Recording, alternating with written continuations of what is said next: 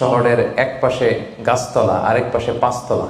শহরের এক পাশে 5 স্টার 7 স্টার হোটেল, বৃত্ত, বৈভব, আনন্দ, উল্লাস, এন্টারটেইনমেন্টে মানুষ ফুর্তিতে মজে থাকবে। আর শহরের আরেক পাশে বস্তি, না খেয়ে মানুষ চিকিৎসার অভাবে ধুকে ধুকে মরবে। ইসলাম এটা চায় না। ইসলাম চায় সম্পদের তারল্য সবার হাতে পৌঁছে যায়। আল্লাহ বলেন, সম্পদ যেন শুধু তোমাদের ধনীদের হাতে কুক্ষিগত না হয়, এজন্য আমি এই জাকাতের ব্যবস্থাপনা করেছি। ফলে সবার কাছে এই জাকাতের অর্থ কিন্তু পৌঁছে যাবে। জাকাত হচ্ছে one of the 5 pillars of Islam. ইসলামের 5টা ভিত্তির একটা। 3 নাম্বার ভিত্তি, প্রথমে ঈমান, তারপরে সালাত, তারপরেই জাকাত। একটা তাঁবুর 5টা খুঁটি থাকে। এই তাঁবুর 5টা খুঁটিকে যদি ইসলামের 5টা পিলারের সাথে তুলনা করি, তাহলে মাঝখানের খুঁটিটার নাম জাকাত। মাঝখানের খুঁটি না থাকলে যেমনি তাঁবু উঁচু হয়ে দাঁড়াতে পারে না, তেমনি জাকাত ভিত্তিক অর্থ ব্যবস্থা না হলেও মুসলিম উম্মাহ মাথা উঁচু করে দাঁড়াতে পারে না। যেমন এখন আমাদের জাকাত ভিত্তিক অর্থ ব্যবস্থা নাই, ফলে গোটা বিশ্বে আমরা কিন্তু ওইরকম নেতৃত্ব স্থানীয় বা উন্নতির একেবারে শীর্ষ স্থানে ওই পর্যায়ে কিন্তু আমরা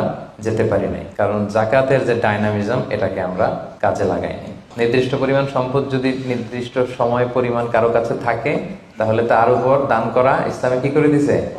ফরজ। অন্য কোনো ধর্ম দানকে ফরজ করেনি, উৎসাহ দিয়েছে সব ধর্ম, কিন্তু ইসলাম এক্ষেত্রে ইউনিক।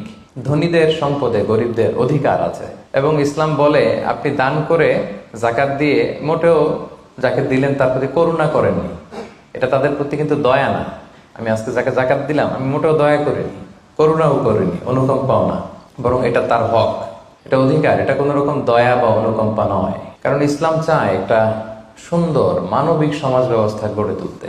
এই জাকাত কিন্তু যাদের উপর ফরজ হয়েছে এটা আপনাকে আদায় করতেই হবে, এখানে কোনো ছাড় নেই। এবং এটা গরিবদের অধিকার, এটা সোশ্যাল সিকিউরিটি নেট, যাতে সকলের কাছে অর্থের তারল্য পৌঁছে যায়। এজন্য আল্লাহ তাআলা জাকাতকে ফরজ করেছেন।